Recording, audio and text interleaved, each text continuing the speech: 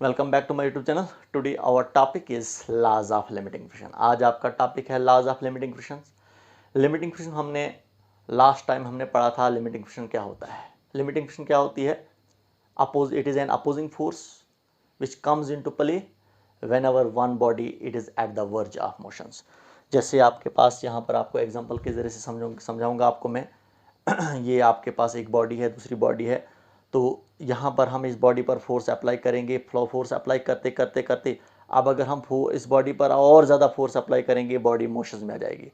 इससे पहले कि बॉडी मोशंस में आ जाए, यहाँ पर जो अपोजिट में फोर्स एक्ट करती है उसी को कहा जाता है लिमिटिंग फ्रिक्शन। समझे आप? इसको मैक्सिमम स्टैटिक फ्रिक्शंस भी हम बोलते हैं। तो इसी लिमिटिंग फ्रिक्शंस के हम आज हमने लॉज पढ़ने हैं। तो पहला लॉ हमारे पास क्या कहता है? The force of limiting friction between the two bodies is directly proportional to the normal reactions. Force of limiting friction जो हमारे पास जो है, it is directly proportional to the normal reactions. Normal reactions हमारे पास क्या होता है आपको पता ही है। जैसे आपके पास एक ब्लॉक है, ये ब्लॉक ले लिया हमने, इस ब्लॉक का वेट डाउनवर्ड डायरेक्शन में होगा।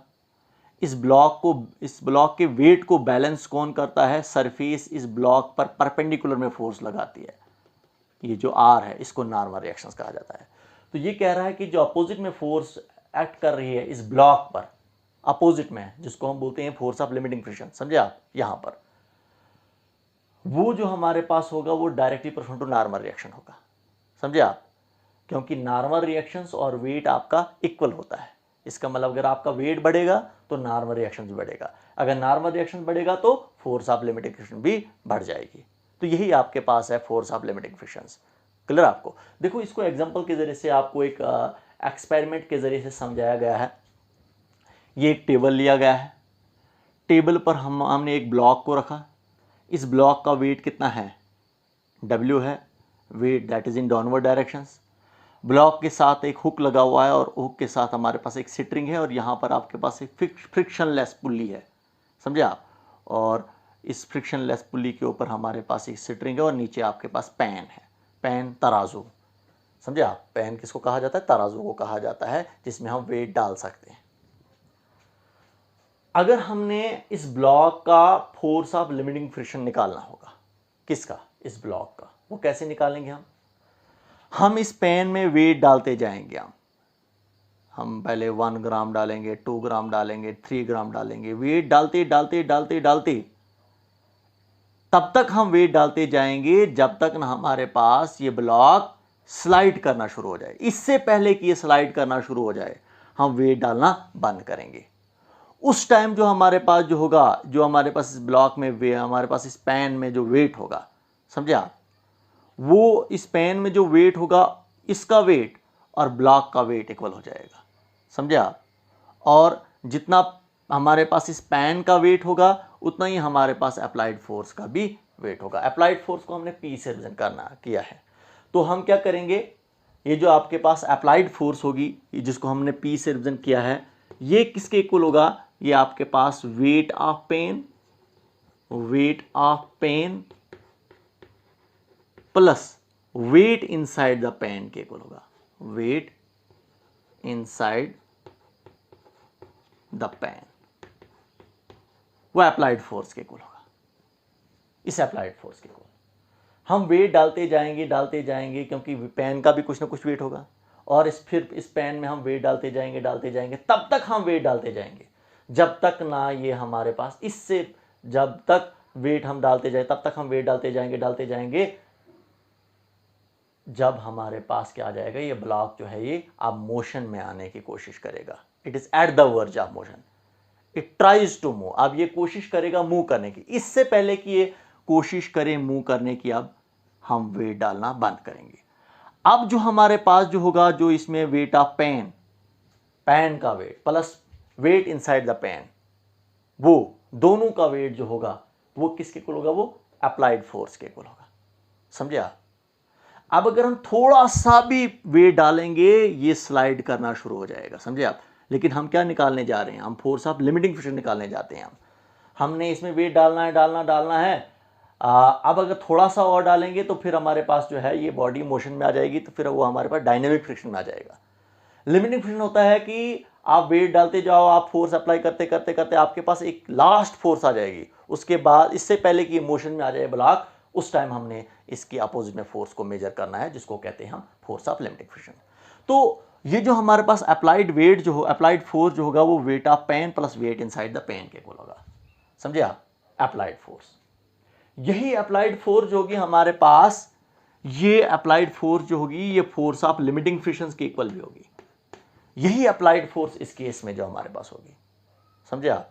अप्लाइड फोर्स ये फोर्स ऑफ लिमिटिंग फ्रिक्शन के इक्वल होगी, तभी जाकर अब ये इसको बैलेंस करके रख रहा है। अगर अब थोड़ा सा अप्लाइड फोर्स बढ़ाएंगे तो अब ये मोशन में आ जाएगा, समझे आप? और जितना हमारे पास अप्लाइड फोर्स होगी, जितनी हमारे पास अप्लाइड फोर्स होगी, उतना ही हमारे पास इस ब्लॉक का भी वेट होगा। तो जितना हमारे पास अप्लाइड फोर्स होगी, ये जो अप्लाइड फोर्स होगी, उतना ही हमारे पास क्या होगा? वेट ऑफ ब्लॉक होगा, वेट ऑफ ब्लॉक होगा। और जितना हमारे पास वेट ऑफ ब्लॉक होता है, इसको बैलेंस कौन करता है? हमारे पास सरफेस नॉर्मल में इस ब्लॉक पर फोर्स लगाती है, उसको नॉर्मल रिएक्शन कहा जाता है। तो जितना हमारा वेट होगा उतना ही हमारे पास नॉर्मल रिएक्शंस भी होगा, समझे आप? तो इसका मतलब हमारे पास फोर्स ऑफ लिमिट, अब इसका मतलब force of limiting friction weight के इक्वल होगा और वेट नॉर्मल रिएक्शंस के इक्वल होगा। तो इसका मतलब फोर्स ऑफ लिमिटिंग फ्रिक्शन आपके पास किसके इक्वल आएगा? Force of limiting friction equal आ जाएगा नॉर्मल रिएक्शंस के, समझे आप? तो इसको हम ऐसे भी हम कहेंगे, अब force of limiting friction is directly proportional to normal reactions. इसका मतलब जितना आप वेट बढ़ाओगे आप ब्लॉक का, उतना नॉर्मल रिएक्शन बढ़ जाएगा। जितना नॉर्मल रिएक्शन बढ़ेगा तो उतनी हमारे पास फोर्स ऑफ लिमिटिंग फ्रिक्शन भी बढ़ेगी। तो जिसका जितना हमारे पास इस ब्लॉक का वेट होगा, जैसे अभी आप दूसरी एग्जांपल ले लोगे आप, जैसे इस ब्लॉक के ऊपर हम अब दूसरे ब्लॉक को रखेंगे, ब्लॉक बी को रखेंगे हम, अब वेट हमारे पास क्या हो जाएगा? बढ़ जाएगा। वेट बढ़ेगा तो नॉर्मल रिएक्शंस भी बढ़ जाएगी, नॉर्मल रिएक्शन बढ़ेगा तो फोर्स ऑफ लिमिटिंग फ्रिक्शन भी बढ़ जाएगी। इसका मतलब हमारे पास क्या है कि जितना आपका नॉर्मल रिएक्शन बढ़ेगा उतनी हमारे पास फोर्स ऑफ लिमिटिंग फ्रिक्शन भी बढ़ जाएगी। तो जितना आपका नॉर्मल रिएक्शन बढ़ेगा उतनी हमारे पास फोर्स ऑफ लिमिटिंग फ्रिक्शन भी बढ़ेगी। तो इस नॉर्मल रिएक्शन को अगर आपने देखना होगा कितना बड़ा, वो यहाँ से हमें पता चलेगा, या हमारे पास वेट कितना होगा हमारे पास इन दो ब्लॉक्स का, वो यहाँ से हमें पता चलेगा पेन से। Weight of this block will be equal to, वो किसके होगा? Weight inside the pan plus weight of pan, समझे आप? इसके इक्वल होगा। और जितना weight of pen plus weight inside the pan होगा, उतना ही हमारे पास अप्लाइड फोर्स भी होगी। जितनी अप्लाइड फोर्स होगी उतनी हमारे पास वेट भी होगा। जितना वेट होगा उतना ही नॉर्मल रिएक्शन भी होगा, उतना ही नॉर्मल रिएक्शन भी बढ़ जाएगा। जितना नॉर्मल रिएक्शन बढ़ेगा उतनी हमारे पास फोर्स ऑफ लिमिटेशन भी बढ़ जाएगी। तो ये आपके पास जो है that is your first law. Force of limiting friction between the two bodies is directly proportional to the normal reactions. Next, second law. Force of limiting friction is independent of the area of apparent contacts. Force of limiting friction जो है वो independent है area of apparent contacts. Area of apparent contacts हुआ वो जो area दूसरी surface के साथ कांटेक्ट में नहीं होता है। ये जो हमारे पास एरिया जो नीचे वाला होता है इसको बोला जाता है एरिया ऑफ एक्चुअल कांटेक्ट्स। ये जो ऊपर वाला होता है इसको बोला जाता है एरिया ऑफ एपेरेंट कांटेक्ट्स, समझे आप? तो ये कह रहा है कि force of limiting friction is independent of area of actual contacts, area of apparent contacts. ये एरिया ऑफ एपेरेंट कांटेक्ट जितना बड़ा होगा उस पर डिपेंड नहीं करता है कौन? Force of limiting friction. जैसे अभी आपको एग्जांपल दे देंगे हम, एक एग्जांपल दे देंगे हम, जैसे यहाँ पर हमारे पास जो है ये एक और ब्लॉक ले लूँगा मैं, यहाँ पर हमारे पास एक और ब्लॉक है और यहाँ पर भी हम क्या निकालेंगे? हम यहाँ पर हम क्या निकालेंगे? हम फोर्स ऑफ लिमिटिंग फ्रिक्शन निकालेंगे हम। तो कितना होगा फोर्स ऑफ लिमिटिंग फ्रिक्शन? ये दो ब्लॉक्स अब हमने कनेक्ट किए, समझे आप? कनेक्ट किए हमने दो ब्लॉक्स, निकाला हमने फोर्स ऑफ लिमिटिंग फ्रिक्शन। जैसे हमने यहाँ पर निकाला था फोर्स ऑफ लिमिटिंग फ्रिक्शन किसके इक्वल होता है? फोर्स ऑफ लिमिटिंग फ्रिक्शन जो होगा यहाँ पर किसके इक्वल होगा? नॉर्मल रिएक्शंस के इक्वल होगा। वो नॉर्मल रिएक्शन हमारे पास किसके इक्वल होगा? ये दो वेट्स आ गए आपके पास, दो नॉर्मल रिएक्शंस आ गए हमारे पास, समझे आप? वो नॉर्मल रिएक्शंस हम सिंपल में यहाँ से निकालेंगे हम। फोर्स ऑफ लिमिटिंग फ्रिक्शन जो होगा हमारे पास वो किसके इक्वल होगा? Weight of pen plus weight inside the pen के इक्वल होगा। तो weight of pen plus weight inside the pen वो किसके इक्वल होगा? वो इन दो ब्लॉक्स के वेट के इक्वल होगा, समझे आप? क्लियर आपको, इन दो ब्लॉक्स के वेट के इक्वल होगा, समझे आप। तो जितना इन दो ब्लॉक्स का वेट होगा उतना ही हमारे पास इनका नॉर्मल रिएक्शन भी होगा। तो यहाँ पर भी हम मेजर करेंगे फोर्स ऑफ लिमिटिंग फ्रिक्शन। यहाँ पर देखोगे आप, हमने इन दो ब्लॉक्स को हॉरिजॉन्टल सरफेस पर, टेबल्स की हॉरिजॉन्टल सरफेस पर रखा हमने, और यहाँ पर हमने फोर्स ऑफ लिमिटिंग फ्रिक्शन निकाली, इन दो ब्लॉक्स की ए और बी की फोर्स ऑफ लिमिटिंग फ्रिक्शन निकाली। फोर्स ऑफ लिमिटिंग फ्रिक्शन यहाँ पर किसके इक्वल होगा, weight of pen plus weight inside the pen के इक्वल होगा। ये पहला केस। दूसरे केस में हमने इस ब्लॉक बी को उठाकर ब्लॉक बी के ऊपर लाया। अब एरिया ऑफ अपेरेंट कंटेक्ट बढ़ गया, समझे आप, ये ऊपर वाला एरिया ये बढ़ गया, इसको एरिया ऑफ अपेरेंट कंटेक्ट बोलते हैं हम। यहां पर भी हम मेजर करेंगे फोर्स ऑफ लिमिटिंग फ्रिक्शन को। कैसे मेजर करेंगे, इसमें हम वेट डालते जाएंगे, हम तब तक वेट डालते जाएंगे, तब तक वेट डालते जाएंगे, इससे पहले कि आप मोशन में आ जाए हम वेट डालना बंद करेंगे। हम कौन, ये दो ब्लॉक्स ऐसे आगे स्लाइड करें, तो वेट डालते डालते डालते डालते अब ये शुरू होना चाहिए, अभी मोशन में नहीं आना चाहिए हमारे पास ये दोनों ब्लॉक्स, ये ब्लॉक, समझे आप। इससे पहले कि मोशन में आ जाए हम वेट डालना बंद करेंगे। अब इस टाइम जो हमारे पास इसके अंदर जो हमारे पास जो होगा वेट ऑफ पेन, पेन का weight plus weight inside the pen, वो किसके इक्वल होगा, वो फोर्स ऑफ लिमिटिंग फ्रिक्शन के इक्वल होगा। तो इस केस में भी फोर्स ऑफ लिमिटिंग फ्रिक्शन निकालेंगे हम, जब हमने अपेरेंट एरिया को बढ़ाया। इधर हमारे पास अपेरेंट एरिया स्मॉल है, इधर अपेरेंट एरिया ज्यादा है। यहां पर हमने दो ब्लॉक्स को हॉरिजॉन्टल सरफेस पर रखा हमने, और यहां पर हमने ब्लॉक बी को उठाकर ब्लॉक ए के ऊपर रखा हमने। दोनों केसेस में देखेंगे हम फोर्स ऑफ लिमिटिंग फ्रिक्शन कितना आ रहा है। तो दोनों केसेस में हम देख रहे हैं वेट ऑफ पेन और weight inside the pen equal आ रहा है, इस केस में भी और इस केस में भी। जब weight of pen weight inside the pen दोनों केसेस में इक्वल आ रहा है, इसका मतलब फोर्स ऑफ लिमिटिंग फ्रिक्शन दोनों केसेस में इक्वल होगा। इसका मतलब ये हुआ कि हमारे पास force of limiting friction don't depend नहीं करता, किस पर डिपेंड नहीं करता, एरिया ऑफ अपेरेंट कंटेक्ट पर डिपेंड नहीं करता, इस पर कितना इसका एरिया बढ़ा, area of apparent contact, actual contact नहीं, अपेरेंट कंटेक्ट, कितना इसका एरिया बढ़ा उस पर डिपेंड नहीं कर रहा, क्योंकि दोनों केस में देखा हमने फोर्स ऑफ लिमिटिंग फ्रिक्शन आपके पास इक्वल आ रहा है।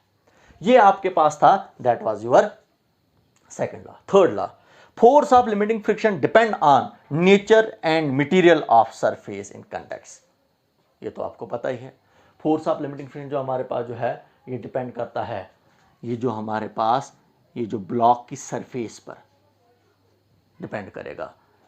जो ब्लॉक दूसरी सरफेस के ऊपर मूव कर रही है, उन दो ब्लॉक्स की सरफेस पर डिपेंड करेगा, उन सरफेस का नेचर कैसा है, समझे आप, कैसा नेचर है, स्मूथ है, पॉलिश्ड है, कैसा नेचर है, या रफ है। अगर दोनों सरफेसेस की दोनों हमारे पास जिस ब्लॉक पर हमारा ब्लॉक है, जिस टेबल पर हमारे पास ये ब्लॉक है, अगर दोनों की सरफेस क्या होगी, स्मूथ और पॉलिश्ड होगी, तो फोर्स ऑफ लिमिटिंग फ्रिक्शन कम होगी। अगर दोनों ब्लॉक्स का एरिया ऑफ एक्चुअल कंटेक्ट, समझे आप, जहां पर ये मिल रही हैं, अगर वो रफ होगा तो फोर्स ऑफ लिमिटिंग फ्रिक्शन कम होगी, समझे आप।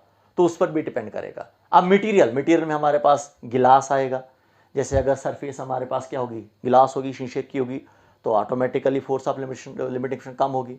अगर वुड की होगी तो फोर्स ऑफ लिमिटिंग फ्रिक्शन ज़्यादा होगी। तो मटेरियल पर भी डिपेंड करता है। तो जैसे अभी यहाँ पर हमारे पास अगर ये ब्लॉक ले रहा हूँ मैं, इसकी नीचे वाली सरफेस पॉलिश्ड है, ऊपर वाली सरफेस क्या है, स्मूथ है। ये एक टेबल है हमारे पास। पहले अगर हम स्मूथ सरफेस को, ये नीचे वाली सरफेस क्या हमारे पास स्मूथ है, अगर स्मूथ सरफेस को इसके ऊपर रखेंगे हम टेबल के ऊपर और मूव करेगा, तो यहाँ पर फोर्स ऑफ लिमिटिंग फ्रिक्शन कम होगी। अब रफ वाली सरफेस को नीचे के लिए रखेंगे हम, अब हमारे पास फोर्स ऑफ फ्रिक्शन क्या होगी, ज़्यादा होगी, समझे आप, क्योंकि अब ये सरफेस कौन सी है, रफ सरफेस है। तो रफ सरफेस होगी तो फोर्स ऑफ फ्रिक्शन ज़्यादा, समझे आप। स्मूथ सरफेस होगी तो फोर्स ऑफ फ्रिक्शन कम होगी, समझे आप। तो वो नेचर पर डिपेंड करेगा। अब मटेरियल्स की बात की तो हमारे पास अगर गिलास की सरफेस होगी ये, तो फोर्स ऑफ फ्रिक्शन कम होगी। अगर हमारे पास वुड की होगी तो हमारे पास फोर्स ऑफ फ्रिक्शन ज़्यादा होगी। तो ये हमारे पास डिपेंड करता है। इसका मतलब फोर्स ऑफ फ्रिक्शन जो है it depend on nature and material of surface. तो ये हमारे पास था आपका topic, that was your laws of limiting frictions. Okay, good bye, thank you.